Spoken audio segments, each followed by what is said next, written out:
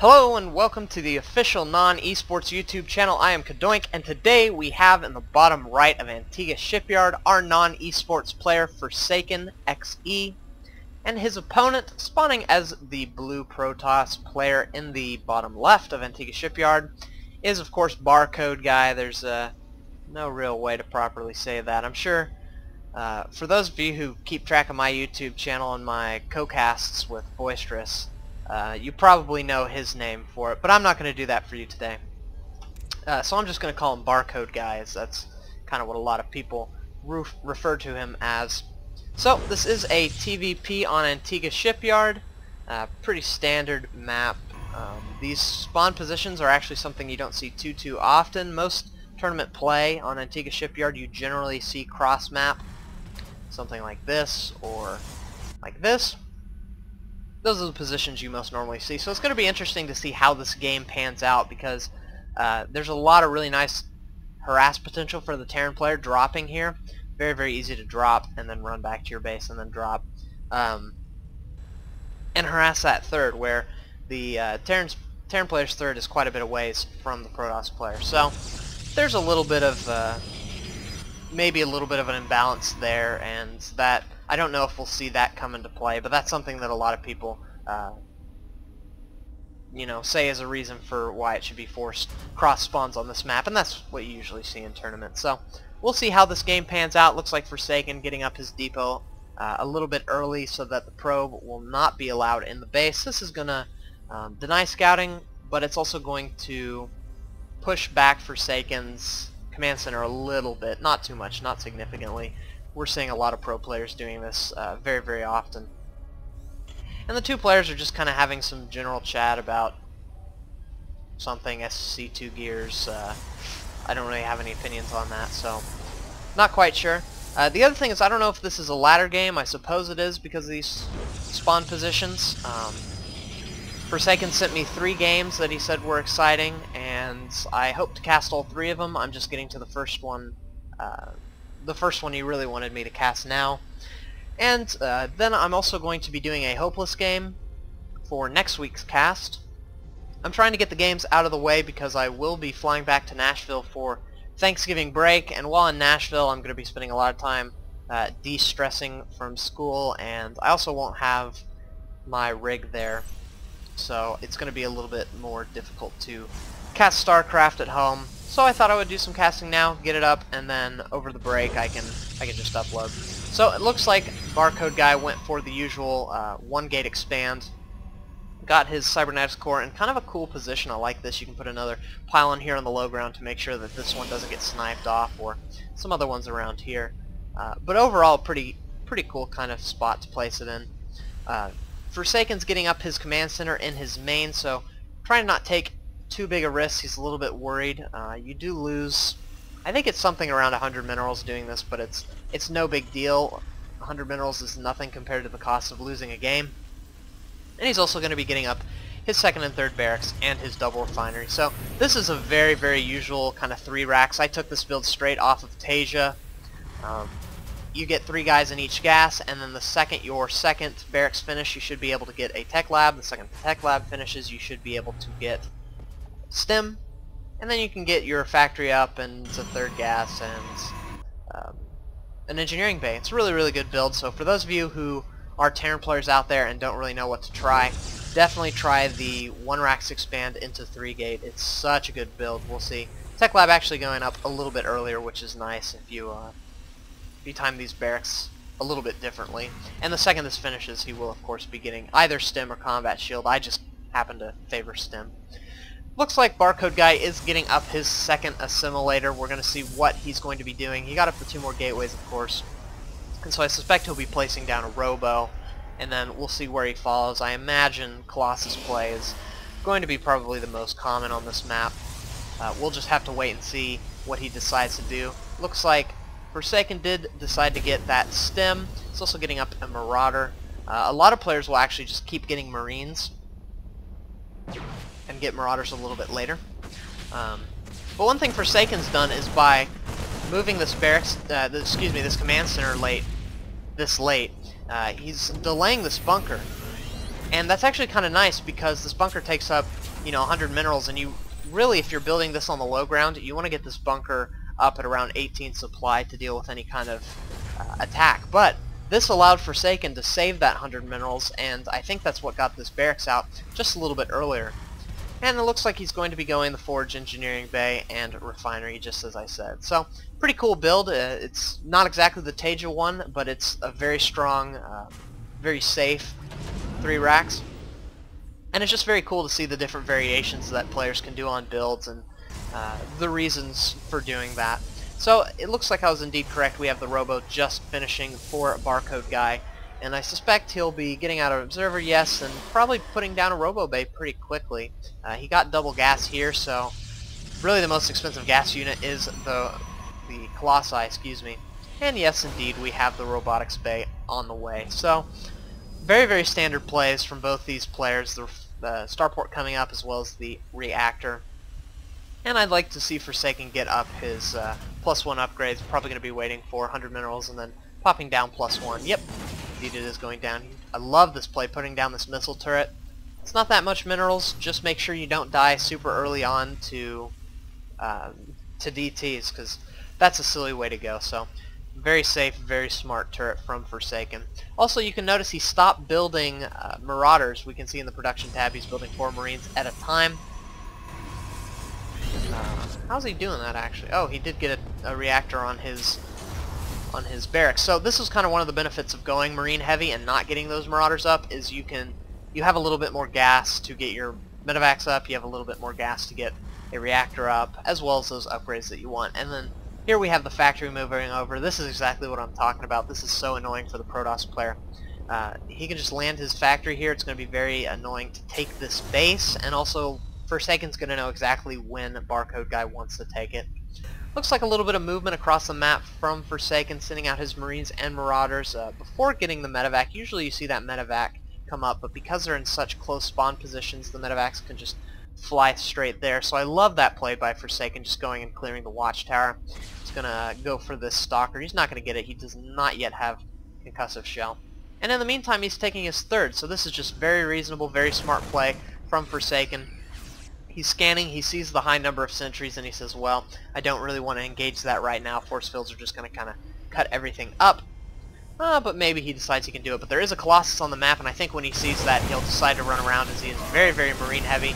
Some nice little micro going on, but there's the force fields going down. He's going to really want to lift his Marines into his medevac. Oh, but it looks like he just might be able to pick off a sentry or two.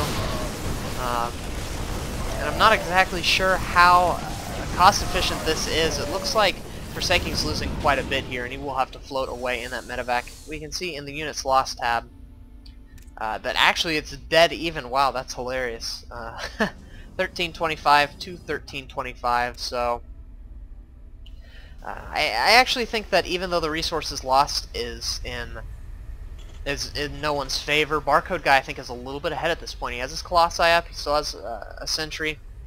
He did lose a few other sentries, but really a lot of Forsaken's army was taken down. We can see the supply is 97 to 76, and oh, this is not good for Forsaken. He really needs to back up. Losing that medevac is huge.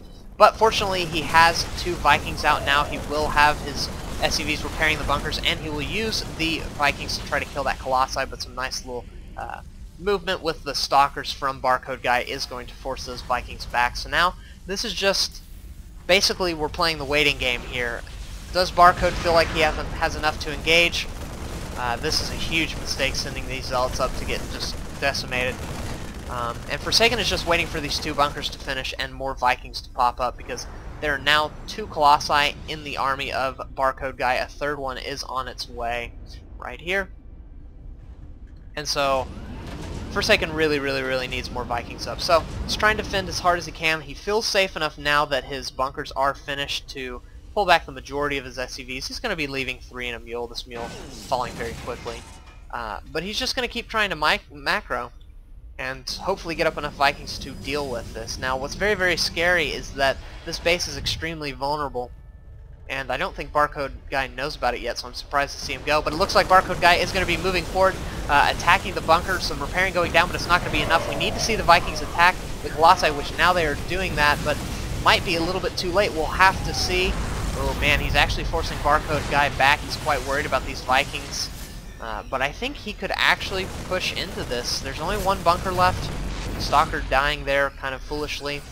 But the more Barcode Guy waits, the more and more Vikings Forsaken will be able to make. And so now he's going to be moving forward and trying to pick off one of these Colossi. If he gets it, it could be huge. He does get the Observer. So now the Protoss player isn't going to see where the Vikings are, and this is allowing Forsaken to move forward and take some shots off on the Colossi. Free shots are so good for Forsaken. And he's just trying as hard as he can to not die here. A lot of SCVs here waiting to repair. But it looks like Barcode Guy is going home. Forsaken's going to be lifting this up as the Stalker was picking away at it so obnoxiously. And he might just move it up here, yeah, and cast some mules, make some SCVs. But looks like Barcode Guy is on top of that. He's sending his Stalkers up to the top right, and then he's going to be moving them down. And Forsaken will be forced to move that command center back down to his third, which he might do anyway, considering that the Protoss player has pulled back. So what is the Protoss player going to do back at home? He's getting up his Templar archives, we can see. He's also got his Twilight Council down. So wouldn't be surprised to see Blink or Zealot Legs. Probably Blink, as he's kind of Stalker heavy right now. And of course he's getting his +1 armor for his upgrades. He did not get +1 attack. So I think it's an interesting choice getting that +1 armor. It's going to keep his Colossi alive a little bit longer against the Vikings, which is very nice. Surprised that we don't have a double forge, but his economy is kind of low. He's getting a lot of things. He's getting warp. Is that warp prism speed or observer speed? I never remember. We'll have to look. Yeah, it looks like observer speed. So an interesting choice. I think it's not really that necessary considering, I don't know, he's not that far away. How many observers does he have anyway? He doesn't even have any observers right now. In fact, not making any use of his Robo Bay, kind of switching into that High Templar. His Storm, about almost half the way done, not quite. But this is very, very nice for Forsaken. He has his third, and Barcode Guy does not have his third, and Forsaken knows that because of this factory sitting here, and he's going to see that, he's going to see the probe move up and plant these pylons, and he knows exactly what's going on. I wouldn't be surprised to see him lift and move this away once these Zealots come up and try to kill it. No reason to lose that. It's just, you know, a very nice glorified scout. We can also see +2 coming out for Forsaken. One thing I'm surprised he's not getting is that +1 ship weapons. It's going to make his Vikings so much more effective against these Colossi, especially considering the Colossi are at +1. And it looks like the factory will indeed fall. So, Forsaken moving forward with his Vikings. This is a bit risky as Storm just finished, so some nice storms could go down on this army, and we'll have to see what happens. He sees the High Templar and he pulls back knowing exactly what could happen. Ooh, and wow, 2 incredible storms falling on Forsaken's army. He has to pull back this time. He has really nothing left, and this is very, very bad. The supply completely dropping for Forsaken, sitting at only at 119 to the 123 of the Protoss player. And the Protoss player has more effective supply considering that he can warp in those High Templars and build up energy and juice some nice storms. So it looks like this third is going to be taken out. A lot of SCVs will go down here. He really needs to lift this base as he does not want to lose it, but he's trying to micro his army, pick off as many of these Zealots as he can. Fortunately, he still has one bunker in his base. I think he needs to land these Vikings as there are no more Colossi on the field. More High Templar being warped in, and no Ghost. I don't even think there's a Ghost Academy. Trying to repair this command center. Will he be able to fix it in time? Yeah, it looks like it's going to be just fine. As the Terran player moves his army forward, and wow, have a huge upgrade, not a huge upgrade advantage, but a very cost-effective army from Forsaken. A lot of medevacs on the field. And it looks like he's going to be able to hold just fine. This base is going to survive. He's going to keep his third. And Barcode Guy's third hasn't even finished yet, so I think that Forsaken is still in a salvageable position, even though he's constantly getting bombarded by the Protoss army. But this is a huge blunder by the Protoss player, allowing these Stalkers to get trapped up here and just completely killed. Now we see the supply dropping for Barcode Guy, so Forsaken in a great position now because of that huge blunder. The one thing that is in the Protoss player's favor is he does have a good bit of High Templar, and good storms will end the game single-handedly. So I'd love to see a Ghost Academy. Here it is on the way. Really, really needs those EMPs if he wants to survive. against the storms. Either that or he's got to have some crazy Taja level splitting, and that's quite a bit more difficult. So we will have to see how soon he gets those ghosts up and whether it will be in time. As there's 4 Templar in this army, there might be more on the field. No, that's all the Templar he has, which is a bit interesting. But he also has these Archons and Zealots. His army supply very low since he just kind of threw those Stalkers away. Had he just attacked that base and then pulled back, this army down here would be so much more strong. Another thing that's really in Forsaken's favor is 2-2 just finished, and +1 attack is just now about to finish for the Protoss player. So he's going to be sitting at 1-1 against the 2-2 Terran army.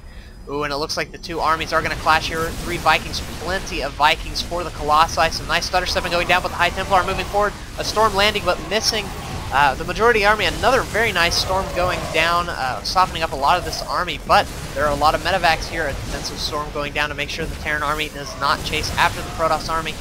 But at this point, oh man, this is so risky for both players. These Vikings are going to be going down, but the Colossi died as well. There's still, I think, there's still 4 High Templar, which I believe have, at least 4 storms, so this could still be very bad for Forsaken. He really needs to get up his Ghost. His Ghost Academy has just now finished, but he's continuing to build Marauders, and Vikings actually, which is a bad read because his opponent can't really afford to get Colossus up right now.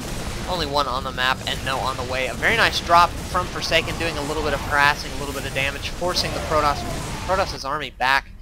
And Barcode guy saying lol, I'm not quite sure where that comes from. Good bit of High Templar. He does have 5 now. He's morphing in another Archon. He does have 1 Colossus, which is going to just evaporate to these Vikings, and this might be the final engagement. We have the Zealots moving forward, some nice stutter stepping going down. It looks like the Colossi going to go down very quickly, but the Storm's not landing, and there might be just about nothing left but Zealots, Archons, and High Templar. And so the Terran player, Forsaken's just going to be moving forward, trying to split up his army as best he can so that he does not get stormed. Ooh, a lot of Templar that could have stormed that army. But this is just bad for Barcode guy. Why isn't he storming? He does not have any. Oh man, that is so tragic for Barcode guy. Forsaken moving forward, picking off these High Templar, and this might be it for, Barcode guy giving the GG. Well played. So wow, not a single ghost on the field, and Forsaken was still able to take that game. Wow, incredible play, Forsaken. Thank you so much for sending me this replay. It hopefully will be going up Saturday. I don't know how good my internet is in Nashville, so we'll see how long the upload time is. But very excited to cast it. Next I'll be casting a non-hopeless game that will be going up the next Saturday. Very excited to see that game as well, as it is from the SE2 Improve Weekly. So anyway guys, thanks for sending me your replays. I'm very excited to cast them. Please subscribe to the NoN-eSports YouTube channel, like the video, and comment. I love reading comments. And check out my own personal YouTube channel at youtube.com/user/CadoinkStudios. And finally, most of all, check out our NoN-eSports website. All the links and such will be in the description bar.